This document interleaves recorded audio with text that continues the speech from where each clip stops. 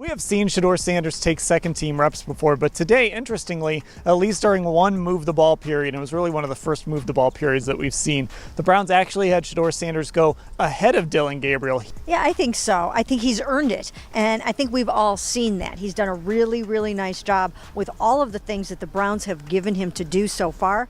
Breaking news from Cleveland.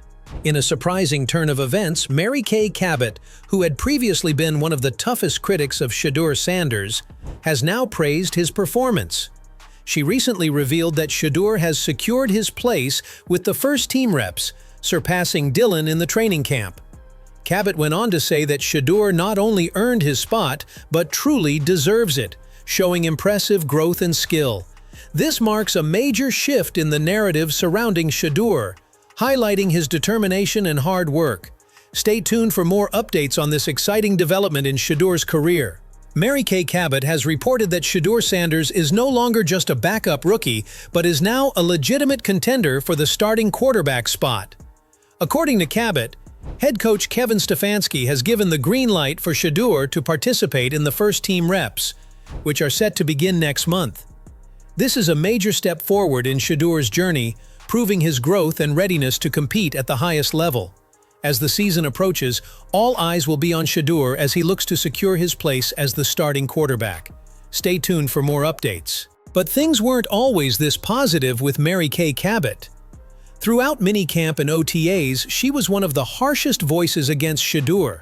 She repeatedly called him a fourth-team quarterback, claiming that he wasn't given enough reps to prove himself. For weeks, Mary Kay was one of the few media personalities who seemed to doubt Shedeur's potential.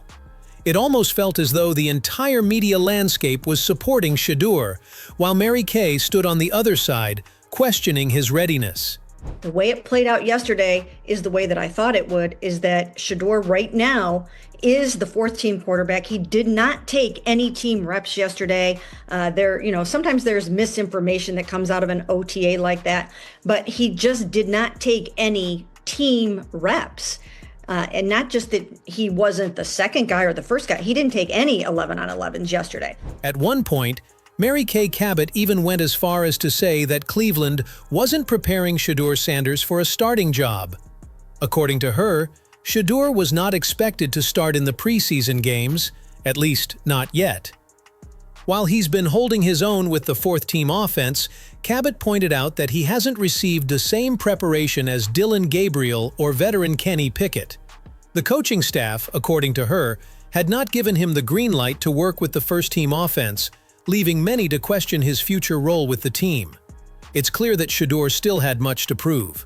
When Mary Kay Cabot was pushing the narrative that Shedeur was buried as the fourth quarterback, many were quick to disagree, and it didn't take long for Kimberly A. to shut down the idea completely. When asked about the possibility of Shedeur being buried on the depth chart, Kimberly was firm in her response.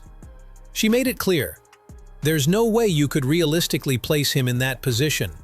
Anyone suggesting that Shedeur was buried, she said, was simply misreading the situation. Kimberly emphasized that it wasn't just unlikely, it was inaccurate to suggest Shedeur was being overlooked. His talent, presence, and performance had made it impossible to ignore him. He's as old as Harry, and you're sending him out there against these guys. I don't like anything about it. Extension because it hurts the team every way you look at it. And then finally, Kmart. If I said Cleveland, are they making a mistake burying Shedeur Sanders on their depth chart? Greeny, I don't think he's buried at all. I think it's so premature to even frame it like this. I understand the interest given the fact that there are four quarterbacks there, but to say a disservice is being done to Shedeur, I think is a bit. Okay. Mary Kay Cabot didn't stop at just calling Shedeur a fourth-team quarterback. She continued to undermine his chances by suggesting that Deshaun Watson might return and get the first-team reps instead of Shedeur. Her comments seemed aimed at diminishing Shedeur's chances, claiming that Watson would likely have a better opportunity to lead the offense over Shedeur. It became clear that, in an effort to downplay Shedeur's progress, Mary Kay was continuously looking for excuses to avoid giving him credit. Despite Shedeur's undeniable potential and improvement, she kept pushing narratives that seemed determined to hold him back from the spotlight. People kind of went crazy over something I wrote last week, that Deshaun's going to have a chance to come in and compete. I didn't say Deshaun was going to come in and be the starting quarterback, that it will be someone else. I don't know if it will be a rookie that they bring in. I don't know if it will be someone that is on someone's roster right now that they're going to try to trade for. Mary Kay Cabot didn't hold back when discussing Shedeur Sanders after his ticketing controversy. She went as far as to question his ability to be a true quarterback, citing the incident as a major red flag. Cabot doubled down, emphasizing that Shedeur wasn't just speeding, he was going an alarming 40 miles over the speed limit. She even took it a step further, claiming he was racing another driver who was clocked at 92 miles an hour, calling the situation dangerous and irresponsible. In her coverage, she didn't sugarcoat anything. "This is not what you want from your quarterback," she said, suggesting that the incident wasn't merely a traffic violation, but a sign of deeper issues that could affect Shedeur's maturity and leadership on the field. The reaction from Shedeur's fans was swift and intense, and it didn't take long for Mary Kay to realize the backlash was growing. Faced with an onslaught of criticism, she eventually turned off her comments, knowing that the narrative she had been pushing was no longer holding up. It became clear to her that continuing to undermine Shedeur would only make things worse.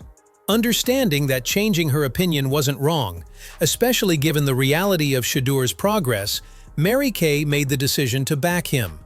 She acknowledged the undeniable truth of his talent and potential, now fully supporting Shedeur Sanders as he solidified his place in the Browns' quarterback conversation. After all the back and forth, Mary Kay Cabot had no choice but to ultimately accept the undeniable truth.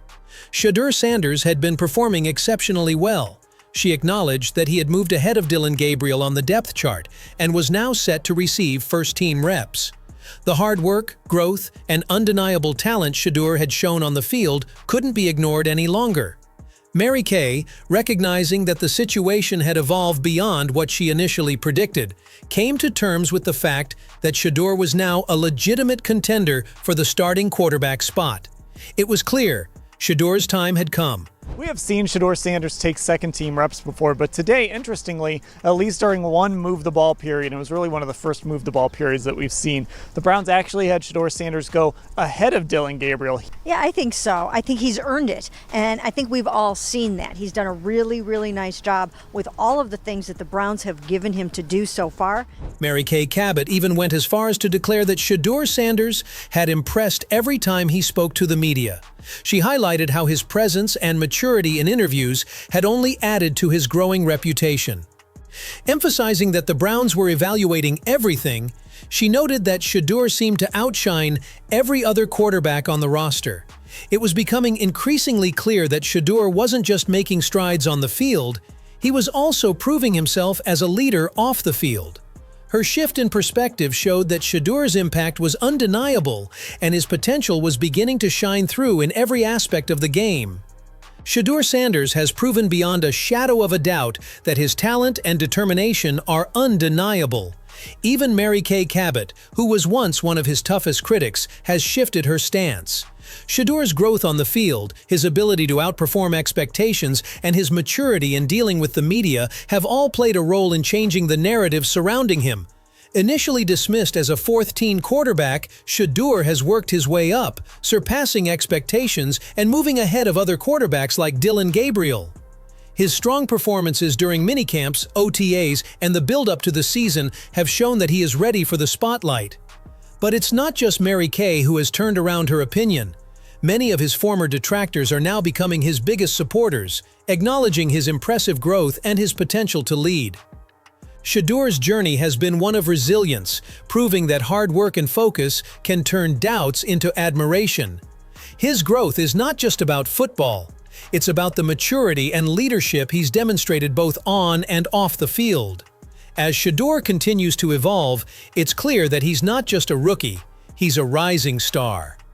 What do you all think of this situation? Do you believe Shedeur Sanders has truly earned his place as a starting contender? Or is there still more to prove? How do you feel about Mary Kay Cabot's shift in perspective? Do you think she was right to change her stance? Or should she have stuck to her initial opinion? With all the criticism Shedeur faced early on, what do you think has been the turning point in his journey?